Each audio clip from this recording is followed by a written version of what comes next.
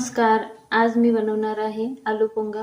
त्यासाठी लागणारं साहित्य आहे पोंगे, 7-8 बटाटी छोट्या आकाराची. त्यात मी कुकरला 2 शिट्ट्या लावून घेतल्या आहे. जास्त गाळ नाही होऊ दिलं आहे. लसणाची चटणी, टोमॅटो प्युरी आणि कांदा बारीक करून घेतला आहे. चला तर आपण अगोदर बटाटा फ्राय करून घेऊ. तेल छान तापलं आहे.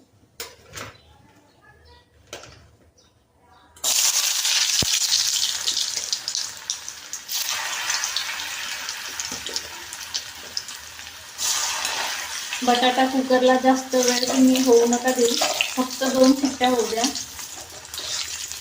आणि नंतर तेलामध्ये अशा प्रकारे फ्राय करून घ्या.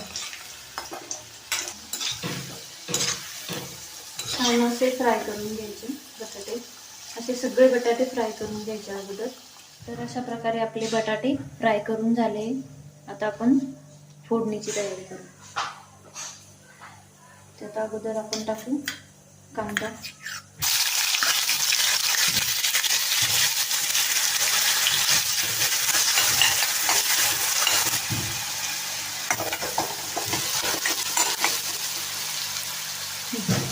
त्यात टाकू आपण टोमॅटो प्युरी,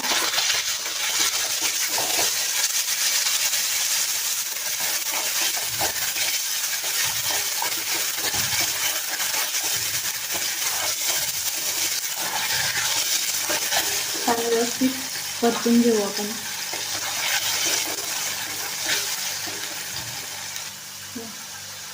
छान तेल सुटेपर्यंत व्यवस्थित आता कांदा आणि टोमॅटो परतून झालाय. त्यात आपण टाकू लसणाची चटणी.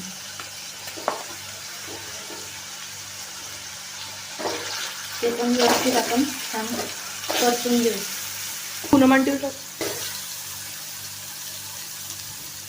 छान असं परतून घ्यायचं तेल सुटेपर्यंत.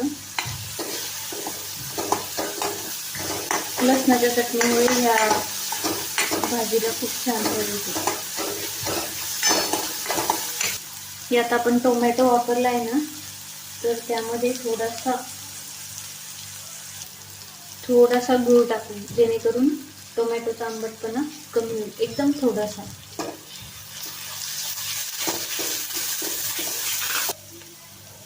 आता यात आपण बटाटा घालू.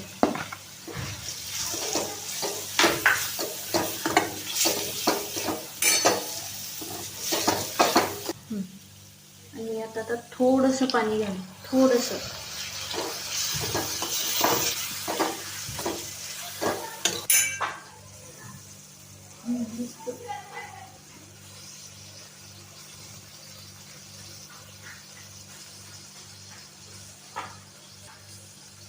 आणि सगळ्यात शेवटी मीठ.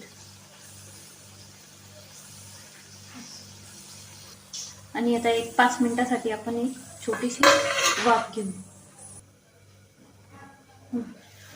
5 मिनिटानंतर छान भाजीला करून घ्यायची आपली भाजी.